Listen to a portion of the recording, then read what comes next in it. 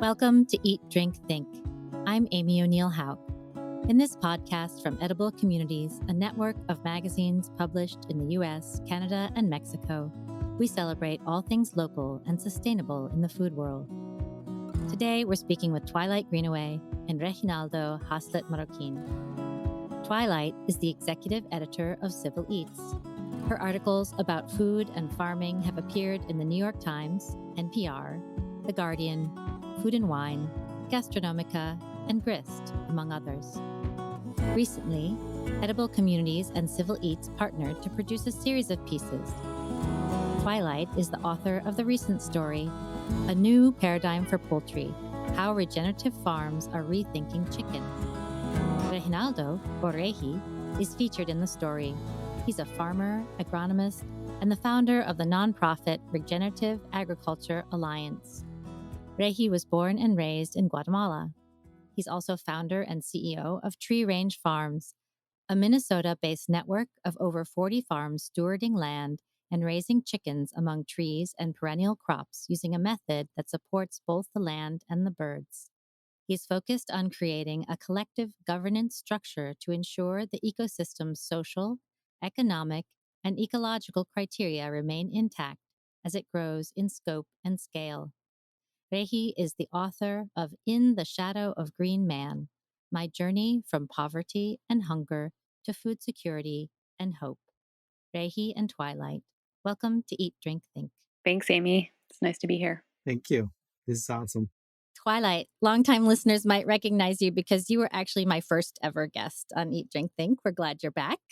Before we dive into looking at regenerative poultry, can you give us some context by describing how industrial poultry is raised today and the impact it might have for the climate, the humans living nearby those farms, and the animals themselves? Sure. I think Regi can probably also chime in a bit on this as well. But I have been learning about and in some cases observing the industrial poultry industry for a number of years. And it's usually out of sight for most Americans. It happens in relatively small enclosed spaces.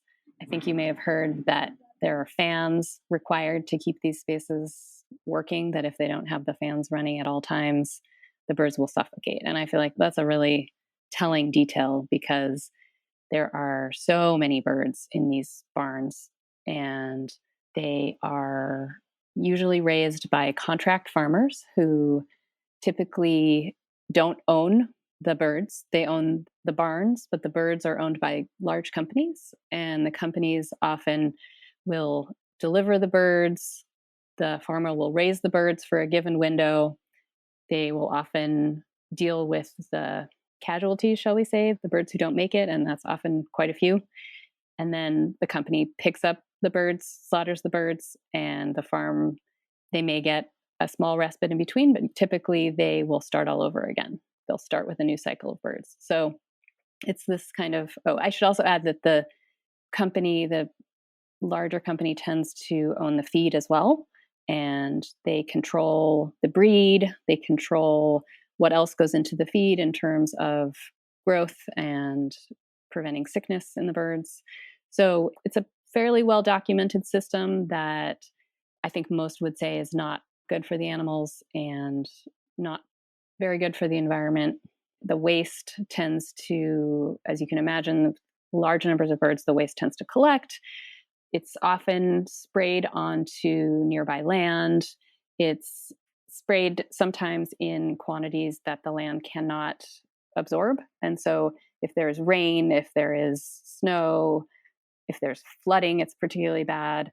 The waste, whether it's nitrogen or phosphorus or other aspects of the nutrients, the waste can end up in the water, can end up staying in the soil. So the footprint can be ongoing and quite large environmentally as well. And then you have the human aspect, which is not a whole lot better, has gotten worse in the last few decades. The contract farmers are usually in what's called a tournament system. They are competing against one another in many cases.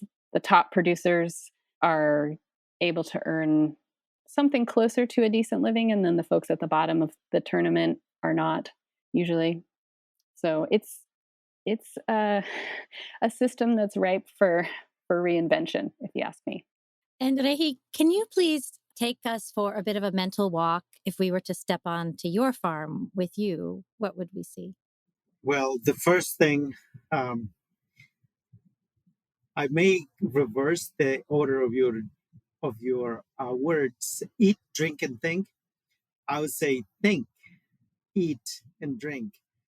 And that is it's kind of what we do here. We first think about all of this, and think I mean in a extensive way. Think about the birds, think about the environment where they will grow according to what the animal's ancestral or geoevolutionary blueprint may be. We and that is expressed in the farm. In the case of chickens being a jungle fowl, when you walk into one of our farms, what you will find is either a grown forest that is already in the process of growing, or a field that is planted and the trees are starting to grow. And so, depending on the stage of development of the farm operation, you will find any of those scenarios. Under that scenario, there will be a chicken coop, which is what the shelter that is used for the chickens to sleep at night. During the day, the chickens are 100% ranging in one of two paddocks that they are rotated into. Those paddocks are planted again with those trees. Those trees are selected from native species primarily, but also native species that are also economically valuable to the farmer and that can produce a crop that can be marketed.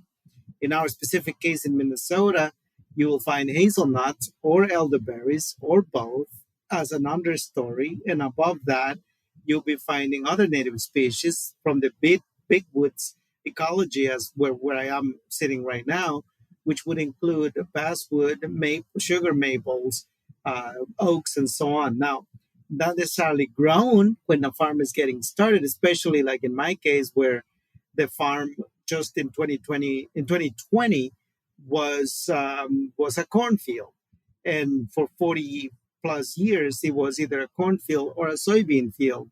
And so I came in 2021, and in May we started the transition. And even though in this it's been a few years, you can already see the huge difference when you walk in there and you see these coops, you see the paddocks, you see the feed bins, you see the watering system that already was installed to irrigate the paddocks. And then the chickens are in the barn at night. They will come out and flock literally out of the barn into the paddocks, into the field. They will range all of that during the day. And because there's forages and because there is shade, we also can easily sprout whole grains, whether it's a single grain or a multiple mix of grains, depending on what we have available, is then spread into those fields when it's not raining. Like right now, it hasn't been raining pretty much the whole summer. We had some rain at the beginning of the spring, and then it dried up completely.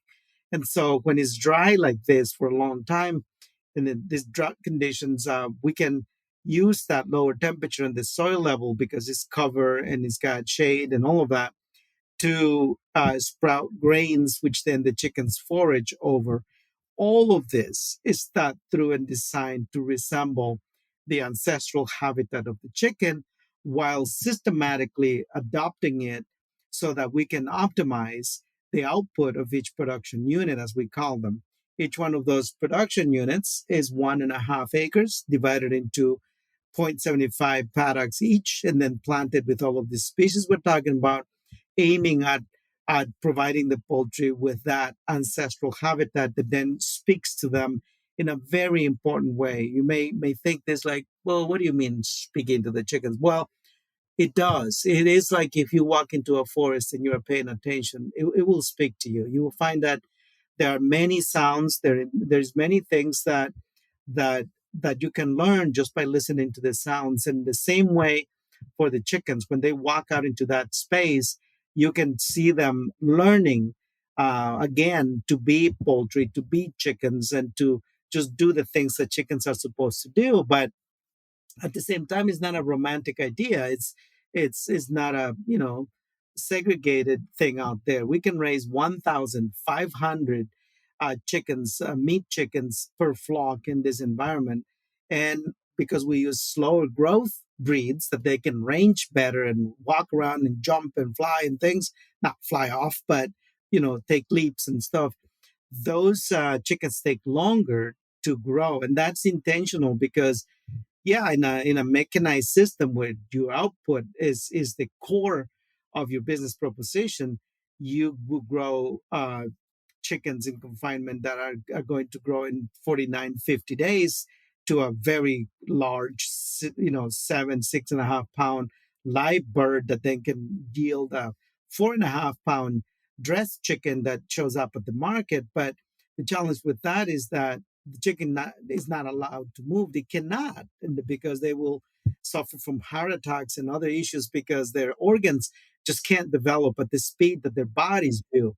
So in order to do this, the farm you will see has a breed that is not designed for confinement. Is actually more representative of the traits of the chicken, and they will be running around and all of that without having what is called flip over effects, which is literally an industrial breed you put into the conditions that we raise our chickens, and they will, in a hot day like today, they will run 10, 20 feet, stop, flip over because they get heart attacks. That's because their organs just don't develop according to the needs of the body and so on.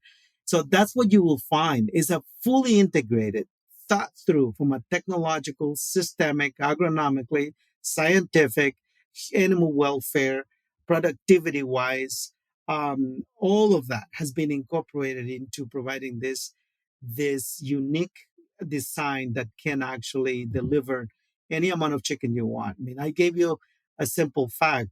If we take the total consumption of chicken in this country, we can then break it down into production units, just the same way you can break the total consumption into farm units, conventional units.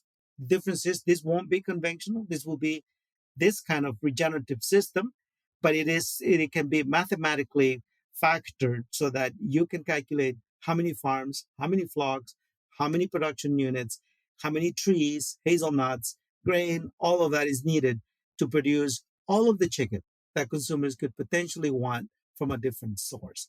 That's what you will find is a full system design with a minimal expression, which is the production unit.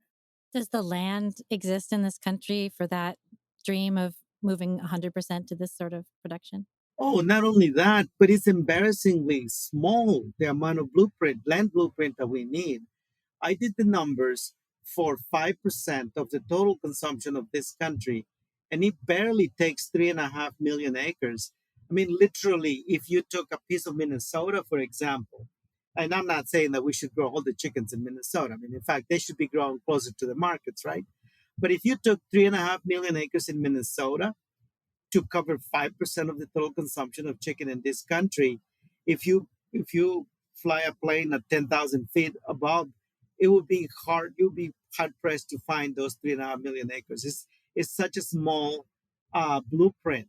But not only that, remember that it's not about taking up the land. I mean, to grow confinement chicken, you need to literally destroy the ecology in order to grow corn and soybeans to feed them. In this case, you're actually restoring the ecology. Instead, you're not taking up land, you are regenerating land.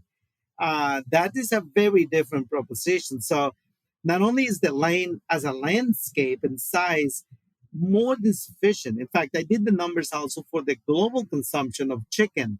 And I estimated that between Minnesota and Iowa, we got all of the land that we need to even grow all of the corn and soybeans and all of the stuff that we need.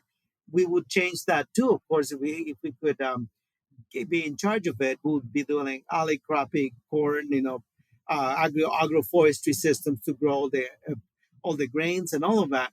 And as we do that, I estimated that it would take just around all of Minnesota's farmland and about 2/3 of Iowa to produce the global consumption of poultry while restoring all of the rivers, all of the wetlands, all of the native species, bird habitat, migratory bird habitat, reigniting the economy of rural communities, removing all the runoff, all of the nitrogen that is now polluting the Des Moines River and destroying the waterways and the drinking water for cities like Des Moines and so on. Yeah, that's what it would take. It is embarrassingly simple from that perspective. It is embarrassing that we cannot, as collectively as a society, capture that this kind of vision can't yet capture the imagination at a level that would literally, get into our psychic so that we stop destroying the planet in the name of food. Do you get pushback from industrial poultry producers, resistance just to change in general, or do they have specific, things that they say, this is why we don't want to move in that direction? Well, I have never asked them to move in this direction. To me, somebody either wants to do this or they need to keep doing what they're doing. The question is, would consumers choose those who choose not to move in this direction? And that is a question I keep asking consumers. And more, the answer is absolutely. I mean, especially when people get to see these chickens, there's a lot of vegetarians that have come out here that are now eating our chicken. To give an idea of how much integrity and spirituality there is in this way of doing food, to the extent that brings you back at peace with the idea that animals can be food. Not everybody, of course, but again, those who don't want, we're not asking them to. It's a choice that people are making on their own. We're just simply putting the facts out there. Now, the pushback hasn't been against us specifically, but it has been very generic.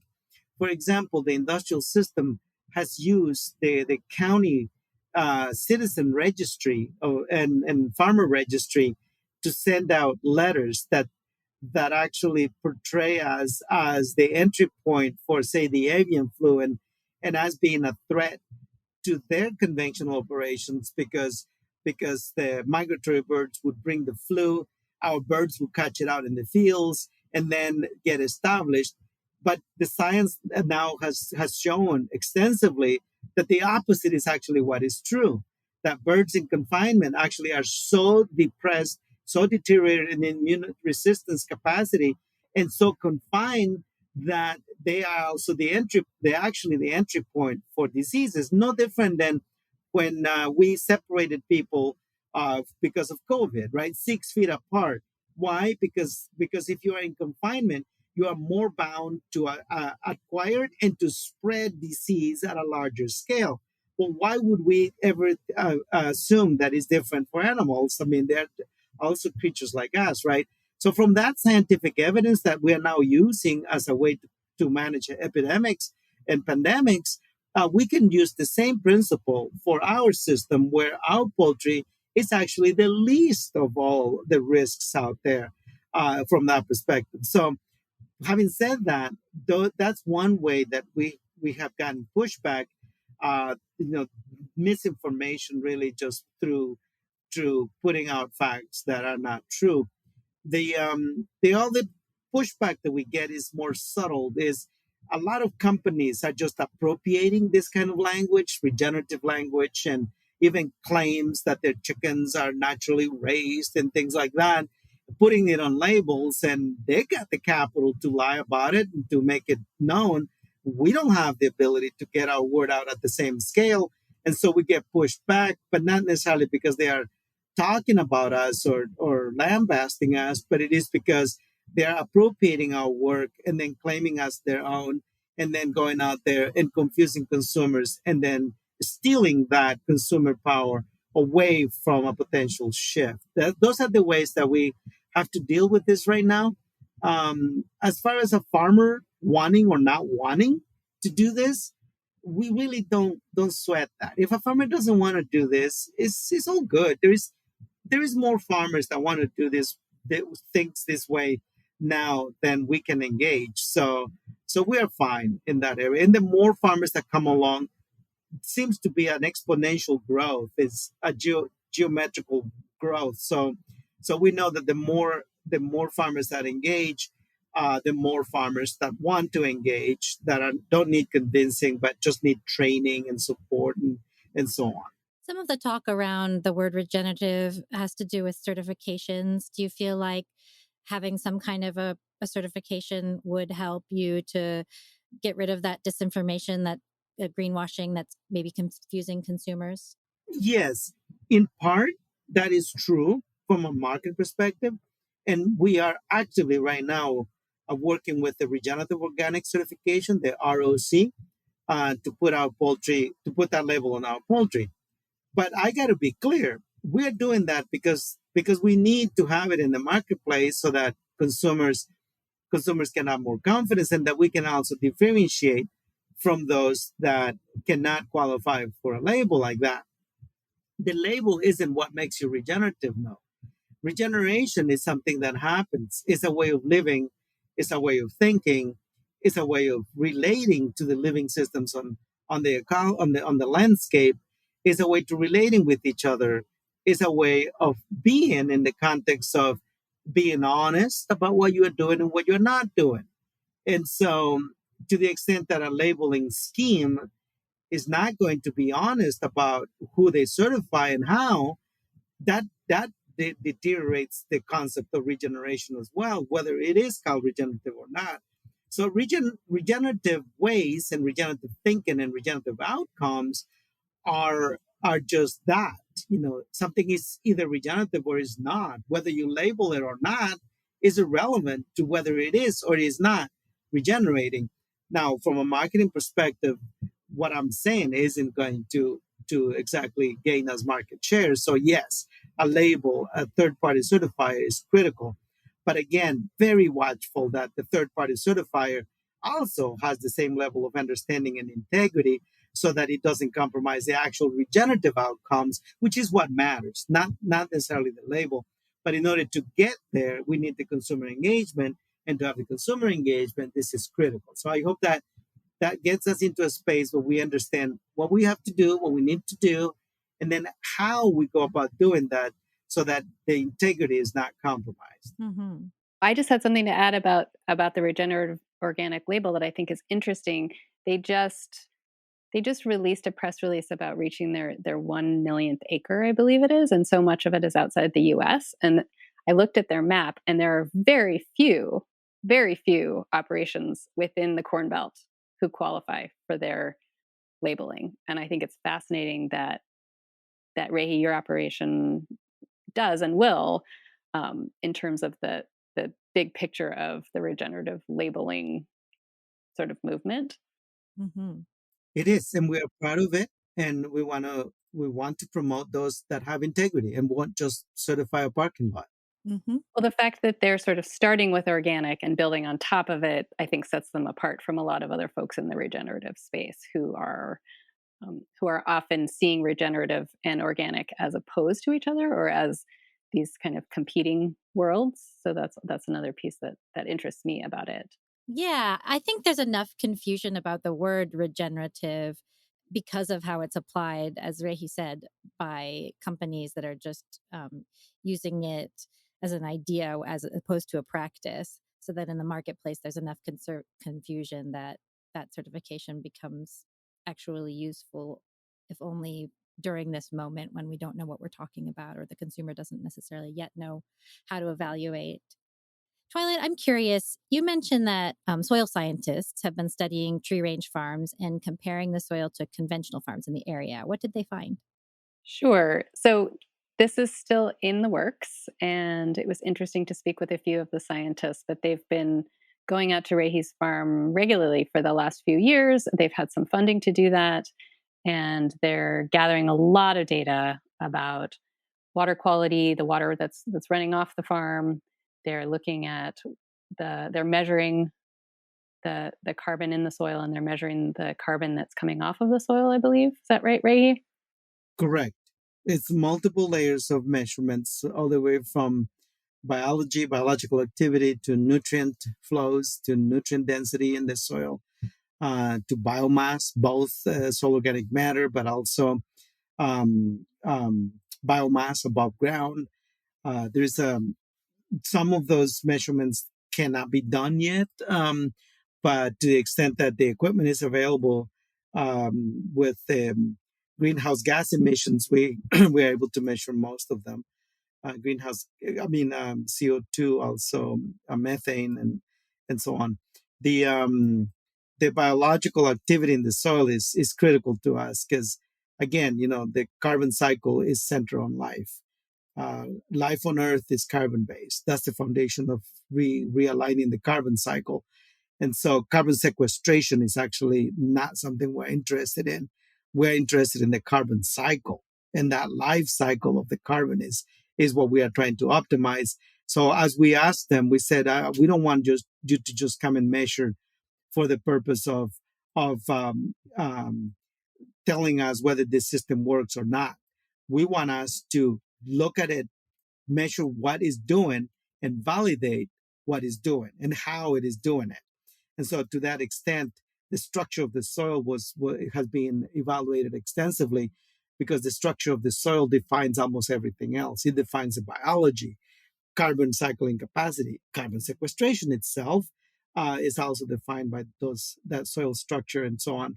And so, the oldest production unit, which is almost 17 years old now, that showed the future of all of the farms that we have going on right now. And there is hazelnuts that have been producing for at least 8 years in that production unit. And those hazelnuts are outproducing the hazelnuts outside of the paddocks where there is no chickens by a factor of 2 and 2.5 times. And not only that, but the level of nutrition in that soil is so evident by the fact that not only are the hazelnuts loading more optimally, but they are losing less babies, so to speak.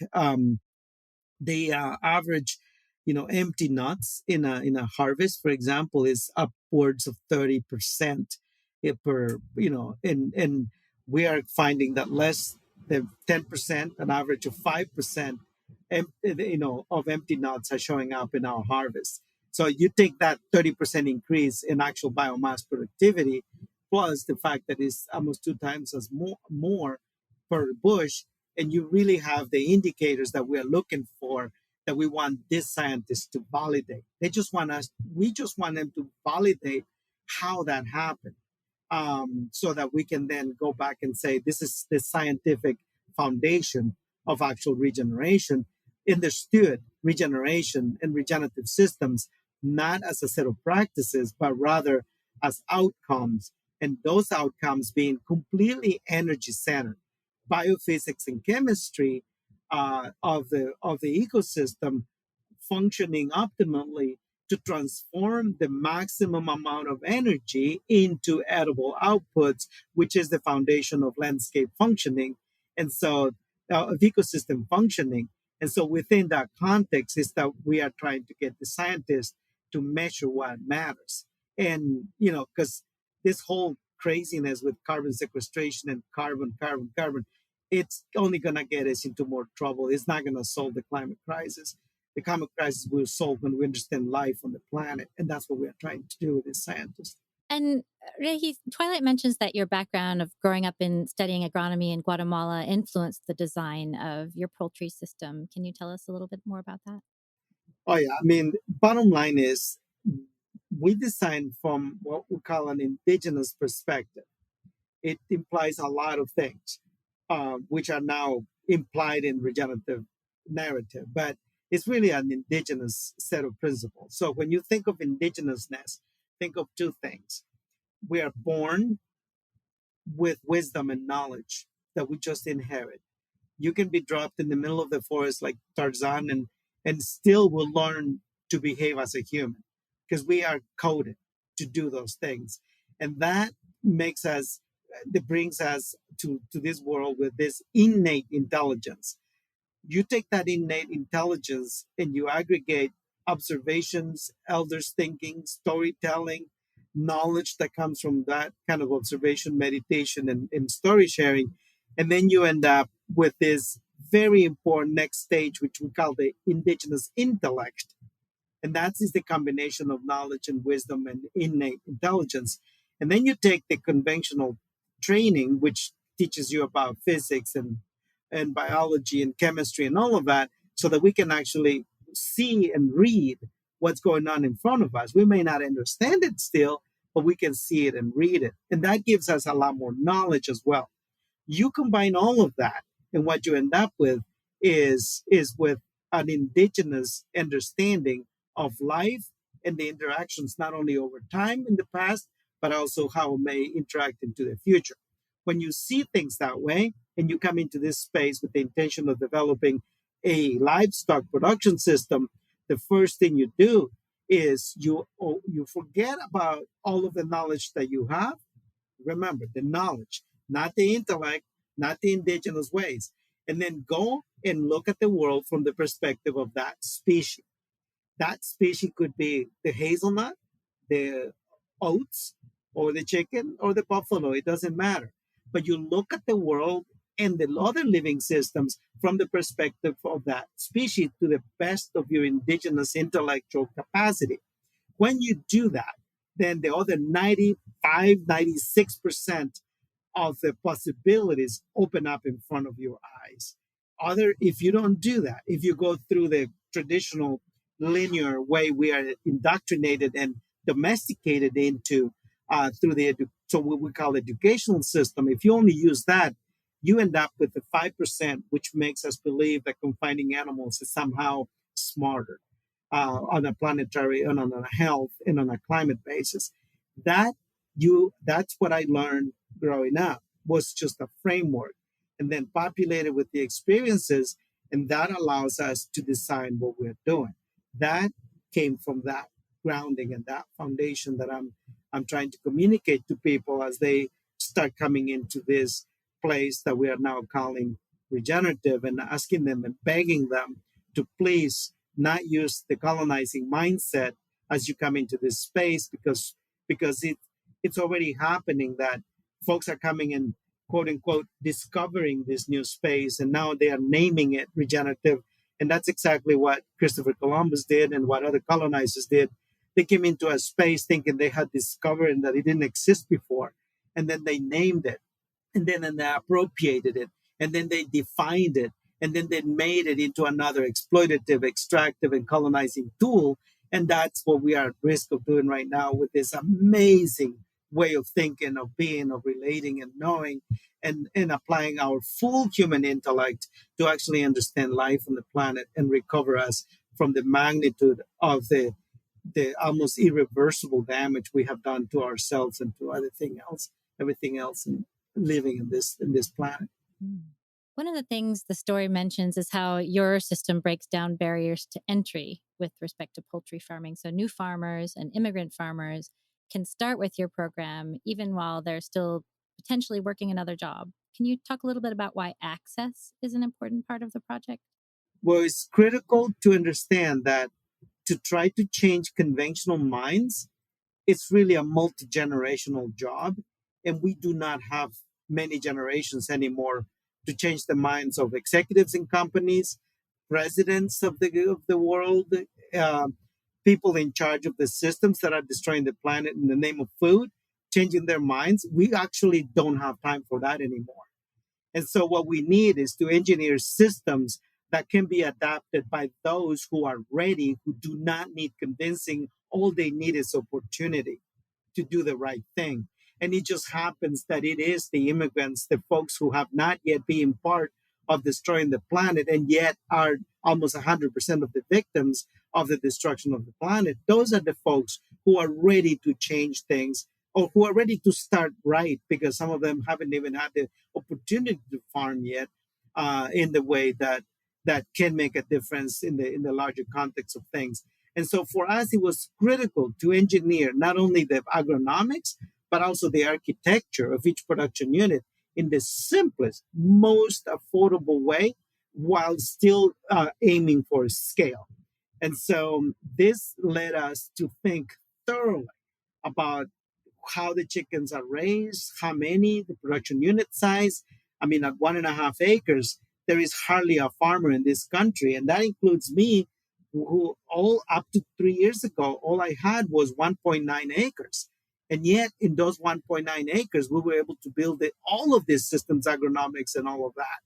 And that speaks to the possibilities that everyone at a mass scale can get involved, because also as you may find out if you look at the global statistics, 70% of our food, approximately, according to the United Nations and the Food and Agriculture Organization, is produced by over 700 million farmers operating on under 25 acres. And so if we actually want to change the world, that is actually the strategy. Trying to change the large farms and the conventional system as a foundation for having the impact we need to have may happen faster, it could happen beautifully, and in the time we have. The problem is there is no evidence to support a theory of change where that is actually the right route. While right in front of us, there is over 32 million people in this country who right now labor and toil every day to deliver what we call cheap food, which is an illusion, by the way.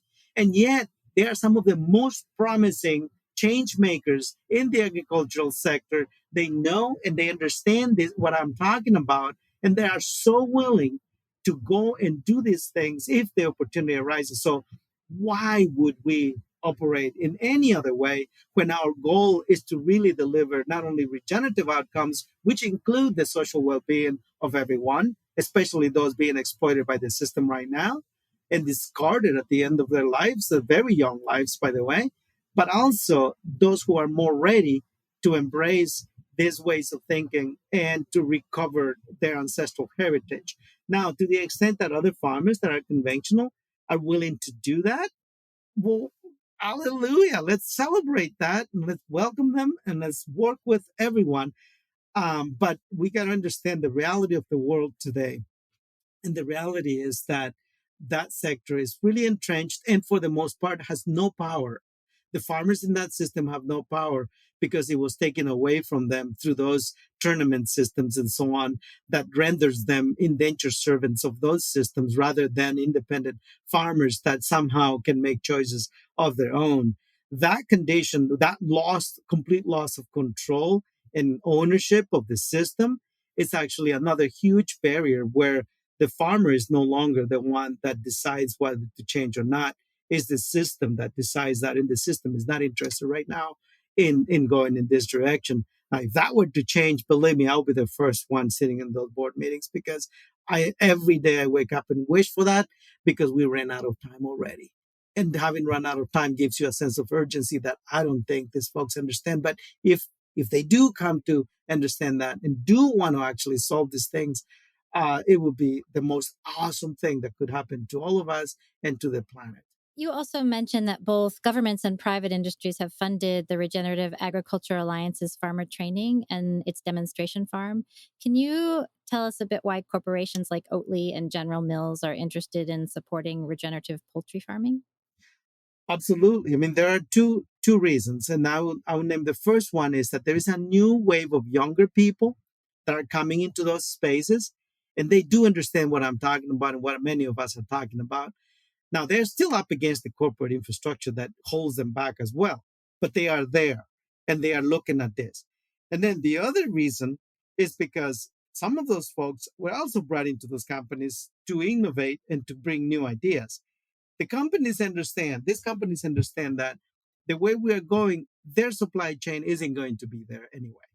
So if you're in the business of oats like Oatly, you got to be really ignorant not to understand that if the planet keeps, the climate keeps going the way it is, oats with such a limited blueprint for where they grow and all of that isn't going to be one of the crops that is going to do well.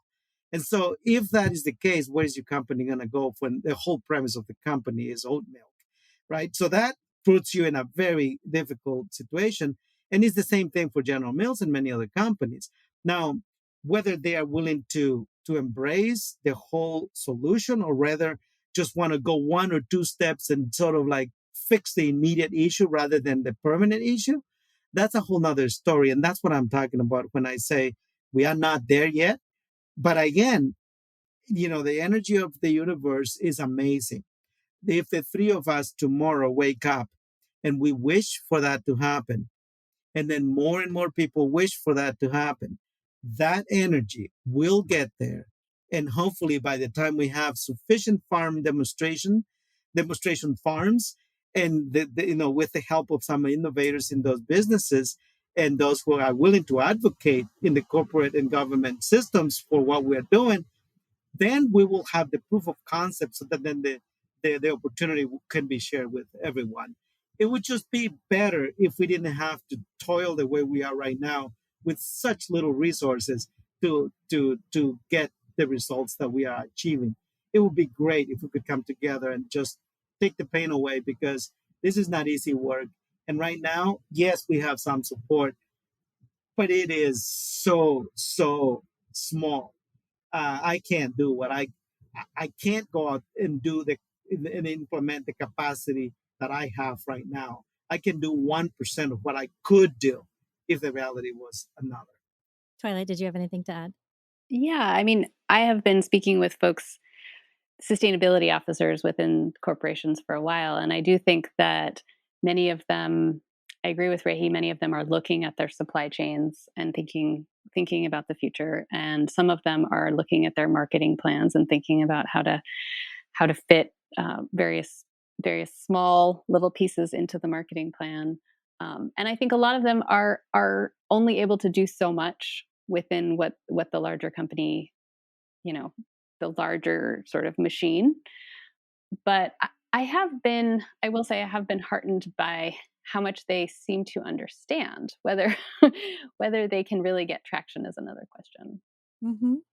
And Twilight, you also mentioned in the story that Tree Range Farms has a small processing plant. And I understand that processing can be a choke point for small meat producers around the country. Is processing a barrier for scaling this type of regenerative poultry system as well?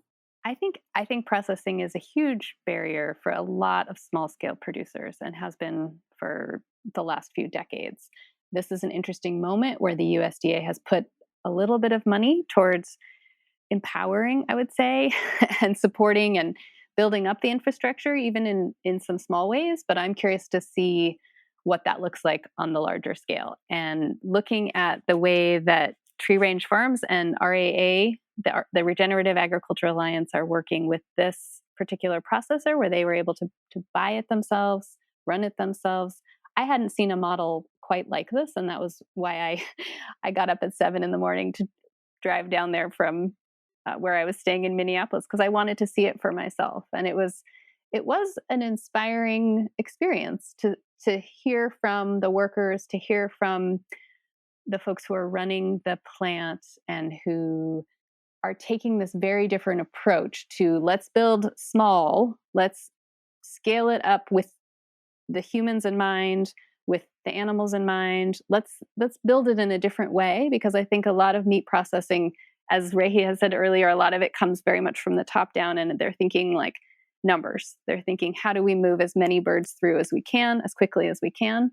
So yes, I found it to be one of the most interesting pieces of the Tree Range Farm story and the RAA story at this point. And Rehi, can you talk a little bit more about the inputs, what the chickens are eating? You talked about forage and the ability to sprout some grains, and you mentioned a little bit about corn and soy and maybe the potential to move away from that. Can you tell us a little bit more? Yeah, I mean, there are the things you have to do in this business. Very similar to scientific research. You can only deal with one factor at a time. If you try to deal with all of them, you get paralyzed and you just don't advance. And so we had to choose entry points, what to tackle first, and so on. So we tackled the agronomics, we tackled all these other things that I have talked about already. And then comes in other areas such as processing, right? So processing wasn't the first thing we tackled. We had another small processor in our region that we could use for a while while we were doing, say, under 10,000 chickens. It was fine. And then we grew them and we had to deal with that. And so we then dealt with the processor the way we thought was best. Same thing with hatcheries. Same thing with all kinds of other sectors. Same thing with the grain sources and processing. So we figured, instead of trying to redo the formulation for how you produce feed, since it's already quite evolved and actually quite efficient, if you ask me, based on corn and soybeans, then, I mean, that is a really tall order to try to go and change that in the landscape. So we figured the first thing we needed to do was establish ownership, control, and governance of the other components up to the milling facility. And we have done that. We now have our own internal, the same as we have a poultry processing facility. We have a grain grinding and mixing facility out of Medelia, Minnesota. I mean, and you got to understand, these are ours in the context of the system, but they are owned and operated by independent business people who are committed to the system and benefit. The benefit is mutual, and where we got loyalty to them and they got loyalty to us. That's really what it means when I say we own and operate a milling facility, not me or my family or it's like that, right? So it's an ecosystem of businesses. And so now, as we scale up, we still don't have enough throughput to actually influence the way we reformulate the grain mixes. But we have the landscape capacity to sprout grain. And so we are starting to shift the sourcing of grain. Only small grains are being sprouted in the fields. One, because that's what the chicken needs, because they can't swallow larger grains. And two, because that way we can incentivize the extra production and the farm is shifting to a more diverse set of grains, rotations and smaller grains, and then start to put perennial crops so that they can actually grow the grain under a more regenerative set of practices. Now, as we do that with the sprouts, and some of that grain can go into our own milling facility, we're starting to have influence on the sources of grains, but it's still too small. We need to be able to produce between 2 to 5 million chickens before there is enough throughput for us to actually assemble that as an independent business. And at that point, we will have already proved the concept on how you do alley crop grains. We would have proven the rotations and all of that. And at that point, then we can start eliminating some of those other practices. Now, if we were able to partner with a milling facility that already has plenty of volumes and they are supplying other producers and we're willing to shift their sourcing standards for grain, it would be awesome if that were to happen. Now, since that hasn't happened yet, we're building it. Just like there was no poultry processing facility that was willing to turn ownership to the workers, right? I mean, it's very similar. And so we had to go and put it together. The grain facility and the grain sourcing is similar. The good news about the grain is that there are way more farmers that are interested in growing a diversity of grains under different standards than there are, say, poultry growers willing to switch. And so the grain part is not going to be our biggest challenge. The biggest challenge is going to be opening enough markets and raising enough capital to build enough farms so that we can create the demand for the grain. The grain supply is actually quite easy to acquire. Do you think that ultimately that grain supply should be regional so that, a particular region is growing its own grain supply, or do you envision a bigger scale sort of answer? Yes. Now you got to understand that listeners have to understand that there are places where that the ecology isn't fit to grow grain. I'll give you an example. In Guatemala, we're working with over 300 farms, very tiny farms. We're talking about half an acre farms. So altogether is probably a farm here in the U.S., and yet hundreds of people dispersed, right? Now, the ecology of Guatemala doesn't support annual crops, period, the whole country. And so in those conditions, if we're going to do something like this, it's way better from a footprint perspective, carbon footprint and everything, to say source all of the grain from the Corn Belt in the United States and then ship it at large scale to Guatemala rather than trying to do, alley crops and so-called regenerative grain production in Guatemala. It may be the same in some parts of the United States, like, going down to the Southwest where water is so scarce. If we're able to engage with producers down there, and we're thinking about egg production for that region, we will be able to build the ecological conditions for the poultry, but not necessarily to justify growing grains in that region. And so we may want, and then the key is to go to the closest ecologically fit blueprint to bring that grain over rather than, sourcing it from China or Brazil, right? For here in the Midwest, there is absolutely no reason why we can grow all of the grain for all of the poultry we would ever want to grow in the 12 states in the Midwest. Mm-hmm. Ray, I want to circle back to the idea of indigenous intellect. Twilight quotes you as saying that indigenous intellect can overcome extractive capitalistic systems. How has it been mixing and melding what's sometimes called traditional ecological knowledge or ways of knowing with contemporary U.S. agribusiness? So here's something that at this pivoting point in the history of our human presence on the planet, we got to understand clearly. And that is, there is no way forward with the current way we are relating to everything. So whether we like it or not, there is a reckoning here with the biophysics and chemistry of the planet that we have been disrupting over and over and over, and we coming to the end of that string. On the other hand, there is an incredible reward, spiritual especially, what the Dalai Lama calls the art of happiness.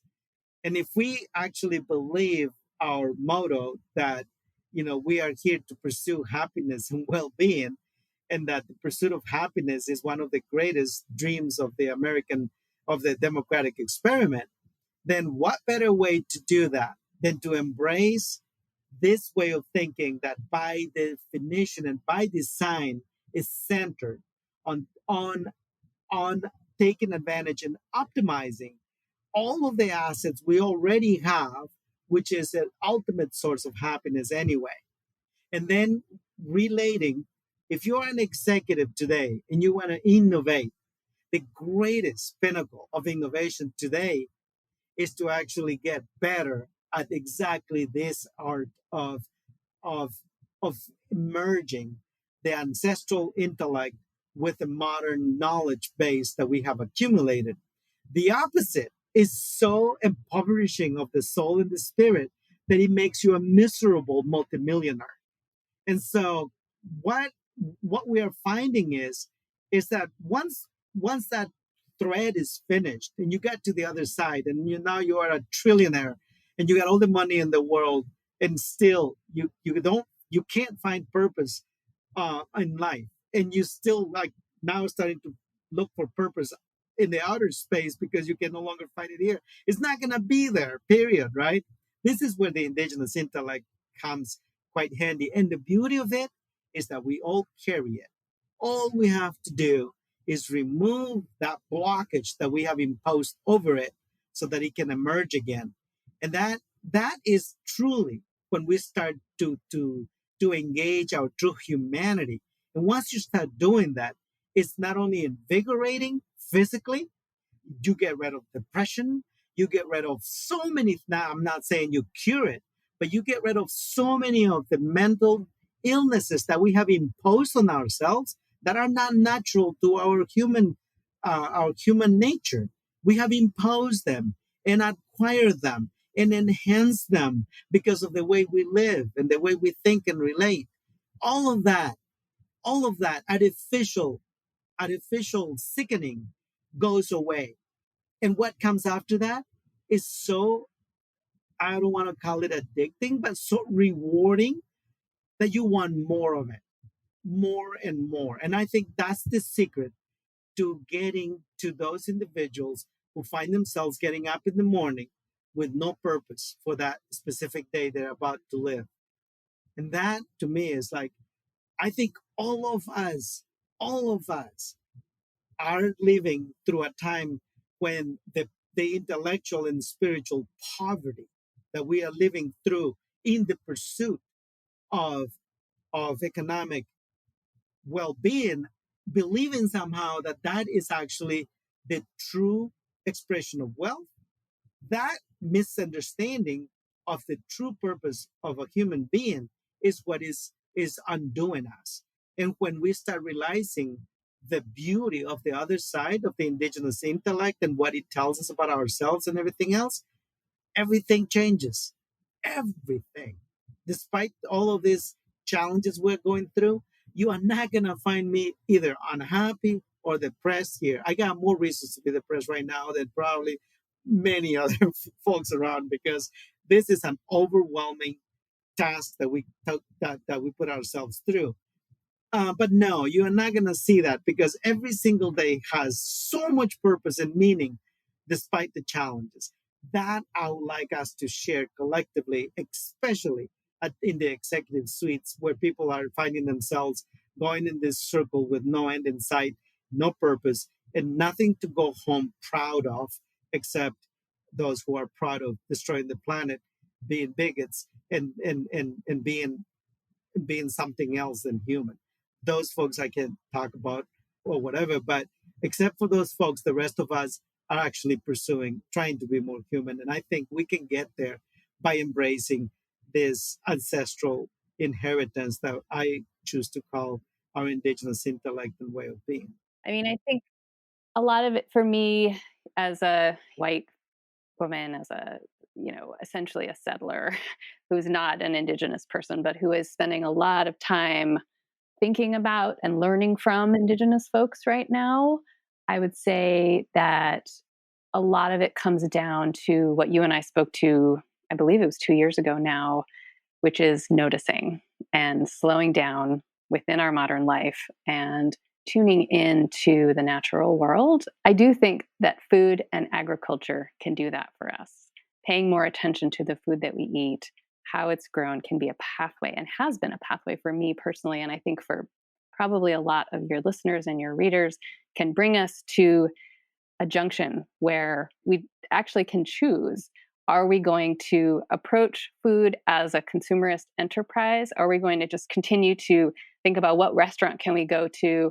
How can it boost our sense of status, our role within this kind of consumerist society? Or I think there's this other turn that we can take as consumers, as eaters, where we can start to look at not just what's behind the food, who are the people, what are the plants doing, what are the animals doing, but also who are we in relation to those animals and plants and people, and what is our relationship to them? How do we relate to them? How do they potentially relate to us? And we can't all go to a farm like Regi's. I was really fortunate to get to visit and see it. I've been to a lot of farms. It's built me up as a person who believes this stuff in a very sort of full-bodied way. But I think just trying to understand it differently and trying to dig into this a little bit differently can do a lot for the average eater. Does that make sense? Yeah, definitely. Thanks. Yeah. I would like to just add one more thing to this whole concept of indigenousness, because very often we tend to think about indigenous peoples as native people. So think of it this way. There's a lot of us who are native to a certain territory, whether it's the Lakota or the Maya people, my ancestors from the Mayan northern rainforest of Guatemala. Those makes us native to that space. Indigenous, we all are to the planet, because we are actually made of the elements of the earth. We are carbon-based life form. That makes us indigenous to the planet. And that indigenousness, if we want to embrace it, is in all of us. Now, the fact that there are whole populations that have chosen to embrace the colonizer that they were also born with, rather than the indigenous nature they were born with, that is a choice for sectors of the population and for some of us individually to make. But if we choose not to select the colonizer, and we choose to bring it into balance with the indigenous self, and we are more indigenous than we are colonizers, and meaning literally we are more in tune with all of those living systems, and we refuse to destroy them either in the name of food or in the name of profit, but rather are willing to live with that. That's the essence of being indigenous. And that is a sentiment that is shared by Native communities who practice indigenous ways, and by many who are trying to build this new way of being and relating and understanding that we want to call regenerative. And so that is important for us to center on and meditate on, because every human being on the planet has the full innate intelligence and capacity to behave as an indigenous organism to the planet and to stop killing it in the name of all of these other things that we have come up with. Thank you, Rehi and Twilight, so much for joining us here. We've been listening to Twilight Greenaway and Reginaldo Haslett-Maroquin. Thank you for joining us today at Eat.Drink.Think. If you like this episode, be sure to subscribe wherever you get your podcasts. And don't forget to pick up your local edible magazine. You can find show notes for today's episode at ediblecommunities.com.